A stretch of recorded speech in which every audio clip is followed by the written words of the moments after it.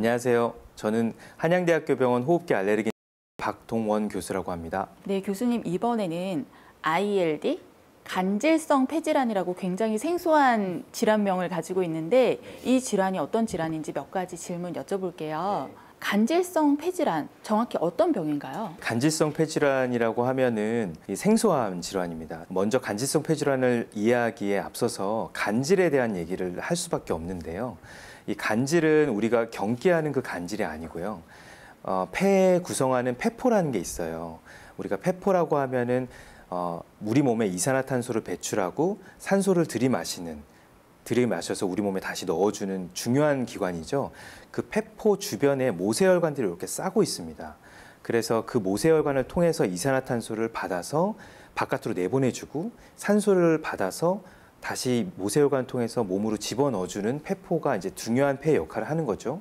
그래서 그 폐포와 모세혈관 사이의 공간, 그리고 폐포끼리의 공간, 이 부분을 간질이라고 해요. 그래서 이 간질에 염증이 생기고 심하면 섬유화도 되고 그래서 폐 기능을 상실하게 만드는 것이 간질성 폐질환이라고 할 수 있겠습니다. 그러면 왜 이런 간질성 폐질환이 생기는 거죠? 간질성 폐질환은 사실 되게 많은 질환을 포함하고 있어요. 문헌상으로는 약 200여 가지가 간질성 폐질환에 포함된다라고 할 수 있는데 그만큼 원인이 너무 다양합니다. 그래서 우리가 간질성 폐질환을 분류할 때 원인을 알 수 있는 폐질환, 아니면 원인을 알 수 없는 폐질환 이렇게 두 가지로 구분하기도 하고요. 그래서 원인을 알 수 없는 폐질환은 우리가 특발성 폐질환이라고 하고요. 간질성 폐질환이라고 하고 원인을 알 수 있는 경우에 이제 우리가 대표적으로 몇 가지를 꼽을 수가 있는데요. 하나가 이제 진폐증 같은 직업이나 환경에서 노출될 수 있는 여러 가지 물질들 때문에 간질성 폐질환이 생기는 것이에요. 흔히 우리가 얘기하는 진폐증 중에 성면폐증 혹은 석탄 광부증, 이렇게 석탄이나 성면, 우리 몸에 유해한 성분이 폐로 들어와서 간질의 염증을 만들면 이렇게 간질성 폐질환이 될 수가 있고요. 또 하나는 치료하는 것과 관련된 간질성 폐질환이 생길 수가 있어요. 그 대표적으로 우리가 항암제 같은 그런 좀 독한 약물, 혹은 항생제, 혹은 항부정맥제 같은 여러 가지 약물들 중에 이렇게 부작용으로 간질에 염증이 생기는 간질성 폐질환이 유발한 경우가 있고요. 또 하나는 우리가 치료로 하는 방사선 치료 있잖아요. 우리가 유방암이라든지 폐암이라든지 이런 암 질환들이 있을 때 우리가 방사선을 쬐거든요. 그때 폐에 노출되게 됐을 때 방사선 폐렴이 또 생길 수 있는데 이것도 간질성 폐질환의 한 종류입니다. 그리고 마지막으로 이제 류마티스 관절염 같은 류마티스 질환 같은 자가 면역 질환과 동반된 간질성 폐질환도 있을 수가 있습니다. 그래서 이렇게 수많은 원인들이 이 간질성 폐질환을 만들 수가 있어요. 그래서 어느 하나 딱 이렇게 얘기하기는 어렵고요. 그래서 그런 다양한 원인들을 우리가 염두에 두고 치료해야 됩니다.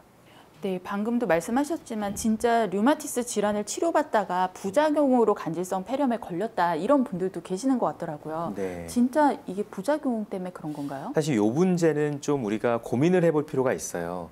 하나는 아까 말씀드렸다시피 류마티스 질환, 그러니까 자가 면역 질환 자체가 전신 질환이기 때문에 폐에도 염증을 일으킵니다.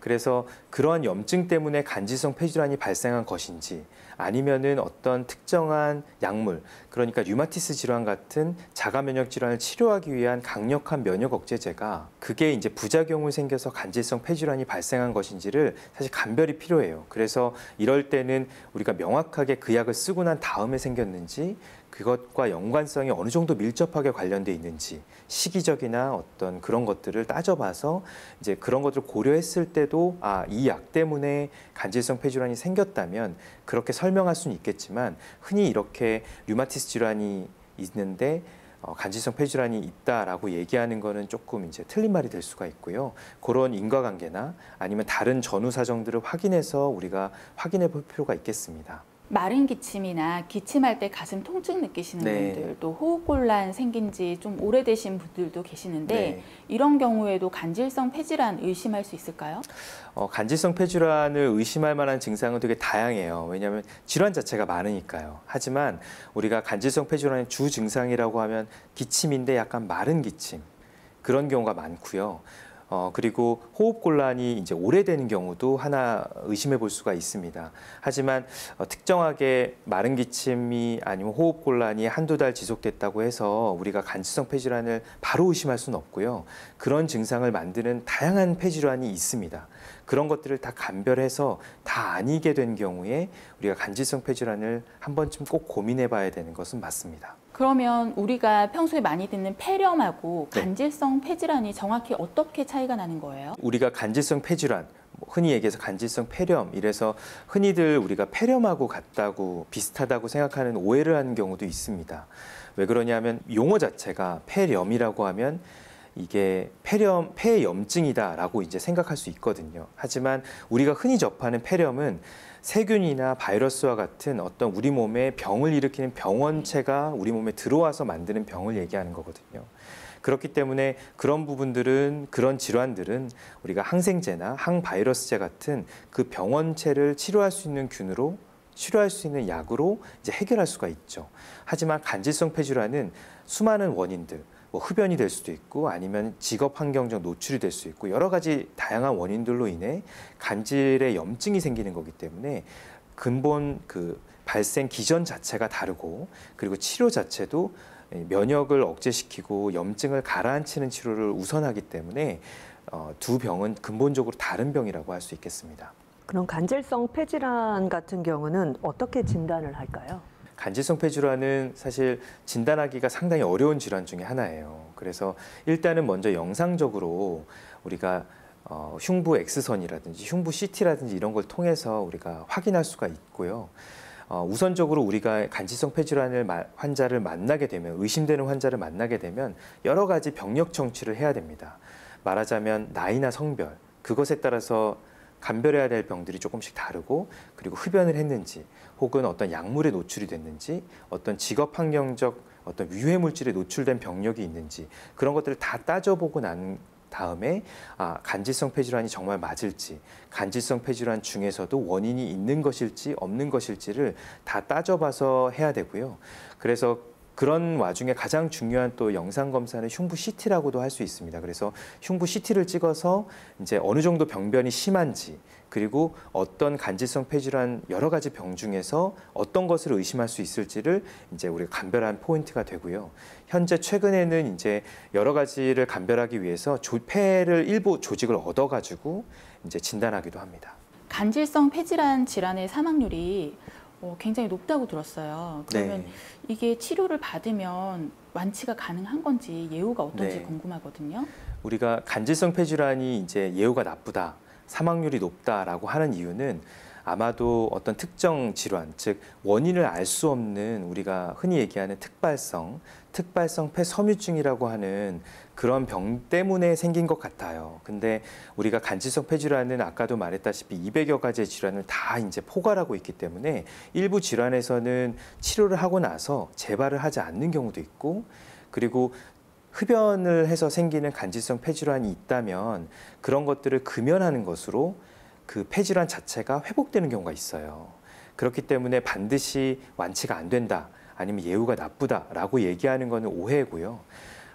그렇지만 그 간질성 폐질환의 특정 집단, 즉 특발성 폐섬유증이라고 하는 병은 희귀 난치성 질환에 포함되어 있습니다. 이런 병에 걸리면 이제 치료가 잘 어려운 게 되는 거죠. 그래서 치료하게 돼도 이제 이런 치료약이 별로 없는 그런 상황이 있고요. 그 외에는 사실 우리가 원인을 밝히고 그 원인을 조절해주고 원인을 피하게 해주고, 그리고 어떤 다른 약물 치료를 통해서 충분히 호전될 수 있고 좋은 경과를 보이는 간질성 폐질환도 많기 때문에 섣부른 오해는 안 하셨으면 좋겠습니다. 그럼 교수님, 간질성 폐질환 치료는 어떤 식으로 이루어지나요? 네, 간질성 폐질환 치료는 우리가 지켜봐서 그냥 좋아지는 경우도 있어요. 아무 치료도 하지 않는 경우도 있고요. 아까 얘기했던 흡연을 관련된 간질성 폐질환은 금연을 통해서 치료할 수도 있고, 일부 이렇게 항염증제를 통해서 이 간질의 염증들을 해결해주는 스테로이드와 같은 항염증제를 통해서 이런 간질성 폐질환을 치료할 수가 있고요.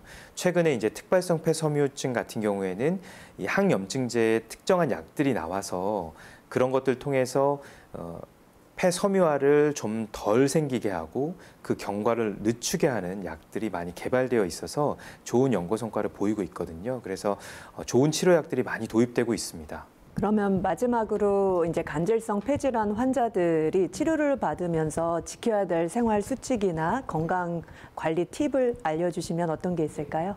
그 간질성 폐질환 환자분들은 제각각의 다른 원인들을 가지고 있고 원인이 없는 경우도 있어요. 그래서 폐활량을 꾸준히 측정해서 폐활량이 잘 유지되는지를 확인하고 그리고 규칙적인 외래 방문을 통해서 영상 검사, 폐활량 검사를 통해서 계속 폐 기능이 유지되는 것을 확인하는 것이 매우 중요하고요. 그리고 흡연을 하고 있다면 금연을 하는 것, 그리고 원인 물질이 있다면 그런 생활 수칙을 통해서 아니면 보호구를 통해서 그런 것들을 회피할 수 있는 방법을 찾는 것, 그런 다음에 이런 것들이 되게 중요할 수 있겠습니다. 건강한 요일의 앨리스 좋아요, 구독 부탁드려요.